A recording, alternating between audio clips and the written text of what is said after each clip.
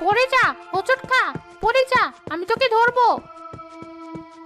আহ তুহিন অনুভব করলো কেউ তার পা ধরে টানছে। মাটির দিকে তাকাতেই দেখলো কুয়াশার ভেতর থেকে একটা লম্বা ফ্যাকাশে হাত তার গোড়ালি চেপে ধরেছে। ধরেছি, এবার কোথায় যাবি? আমার একটু রস খেয়ে যা।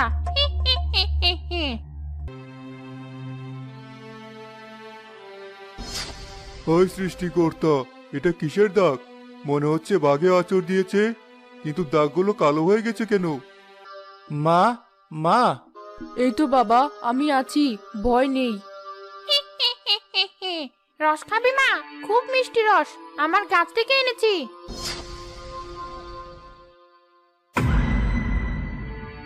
বক্কর, হুজুরকে ডাক, জলদি হুজুরকে ডাক।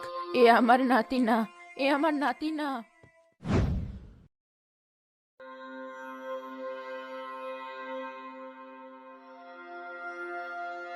হুজুর, আপনি কিছু একটা করুন। আমার ছেলের দিকে আমি তাকাতে পারছি না। ওর চোখ দুটো দেখুন, মনে হচ্ছে রক্ত জমে আছে।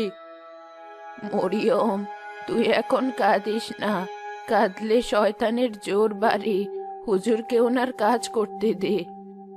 বক্কর, তুহিনের হাত পায়ের বাঁধনগুলো আরেকবার চেক করো। আমার মনে হচ্ছে ও শক্তি বাড়াচ্ছে। সাধারণ মানুষের শক্তি এটা না।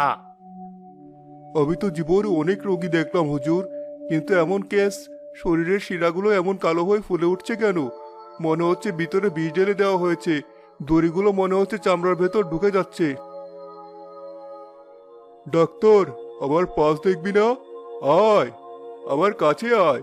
আমার হৃৎপিণ্ডটা এখন আর চলে না, ওটা থেমে গেছে। হি হি হি হি হি। হুজুর, ও আমার গলা স্বর নকল করছে কিভাবে? বাবারে, ওটা কি ছিল? ওটা মানুষ না, ওটা মানুষ না। ডাক্তার ভাই, আমাকে বাঁচান, আমার ছোট বাচ্চা আছে। এটা তো মনোবাইয়ের গলা। মৃত্যুর আগে মনোবাই ঠিক এভাবে চিৎকার করেছিল।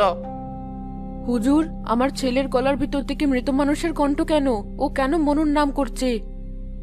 শান্ত হন মা, আমি আগেই বলেছি এটা তুহিন নয়। দিঘির পাড়ের ওই অতৃপ্ত আত্মা এখন তুহিনের জবান দখল করেছে। ও আমাদের ভয় দেখাতে চাইছে।